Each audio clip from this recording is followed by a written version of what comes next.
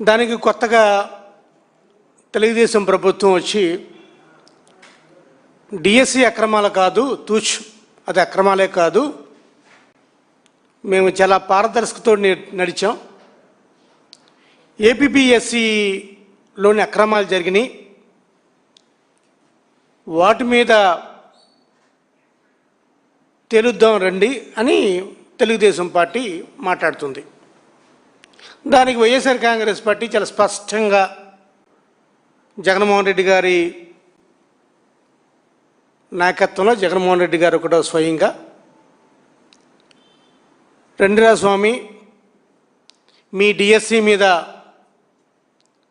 CBI విచారణ చేయండి, అదేవిధంగా ఏపీపీఎస్సి మీద కూడా సిబిఐ విచారణ చేయండి, ఈ రెండు విచారణలు చేయండి అని చెప్తే మరి తండ్రి కొడుకులు ఎందుకనో సిబిఐ అంటే వాళ్ళకి బీపీ ఎక్కువ పెరిగిపోతుంది, అంటే వాళ్ళకి హార్ట్ బీట్ ఎక్కువ తొందరగా పెరిగిపోతుంది, సిబిఐ అంటే వాళ్ళకి గుండెలో దడ పట్టుకుంటుంది.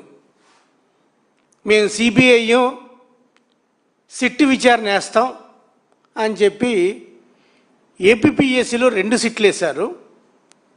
డిఎస్సిలో మాత్రం ఎన్ని అక్రమాలు జరిగినా కూడా వాళ్ళు ఏమీ మాట్లాడరు.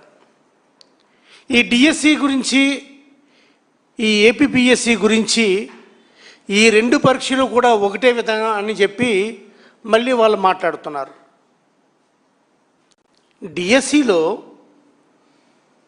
ఈ రాష్ట్రంలో, ఈ దేశంలో, ఈ ప్రపంచంలో ఎక్కడా కూడా ఒక ప్రభుత్వ ఉద్యోగం రావాలంటే ఈ ఎగ్జామ్ లేకుండా సుమారు 372 పోస్టులు ఇచ్చిన ఘనత ఈ తెలుగుదేశం పార్టీదే.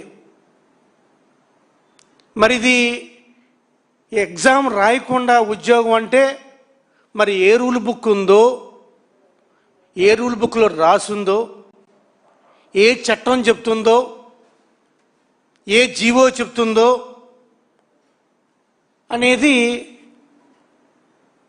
ఈ ప్రపంచంలో ఎవరికి దొరకని సమాధానం.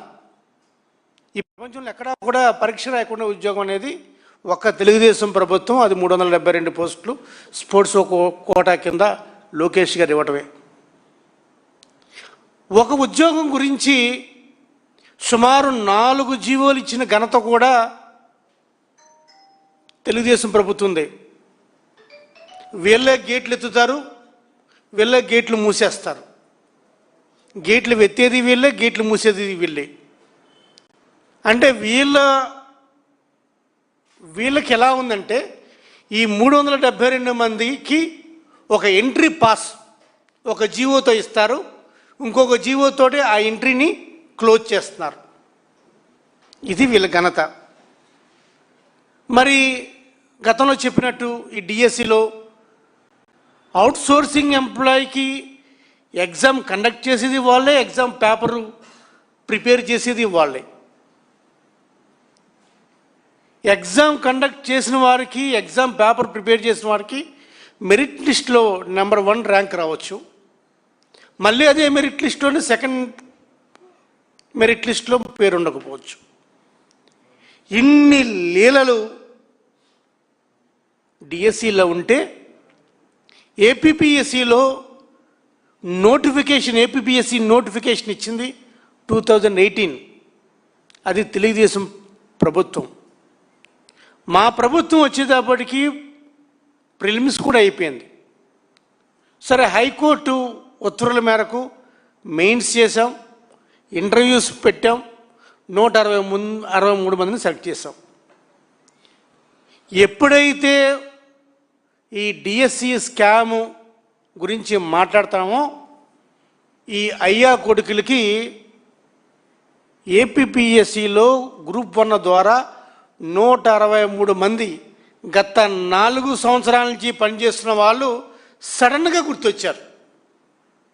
4 సంవత్సరాల నుంచి నిద్రపోయారు, ఏపీపీఎస్సి నుంచి 4 సంవత్సరాల నుంచి నిద్రపోయారు. అప్పుడప్పుడు లేచి ఒక సిట్ వేశారు. ఆ సిట్ వేస్తే ఏపీపీఎస్సీలో ఎటువంటి అవకతవకలు జరగలేదని చెప్పి ఒక సిట్ వేశారు. ఒక సిట్ రిపోర్ట్ వచ్చింది. వీళ్ళకి ఆ సిట్ రిపోర్ట్ నచ్చలే. ఎందుకు? ఆ రిపోర్ట్ వీళ్ళకి అనుకూలంగా రాలేదు కాబట్టి రెండో సిట్ వేశారు. రెండో సిట్ వేసినప్పుడు ముందే గైడ్లైన్స్ ఇచ్చారు. మొదటి సిట్టు వాళ్ళకు అనుకూలంగా ఉంది, ఈ రెండో సిట్టు మనకు అనుకూలంగా ఉండాలని చెప్పి ఈ అయ్యా కొడుకులు మాట్లాడి రెండో సిట్టు లేదు, రెండు ఎగ్జామ్లో కొన్ని తప్పులు ఉన్నాయని చెప్పి ఇచ్చారు.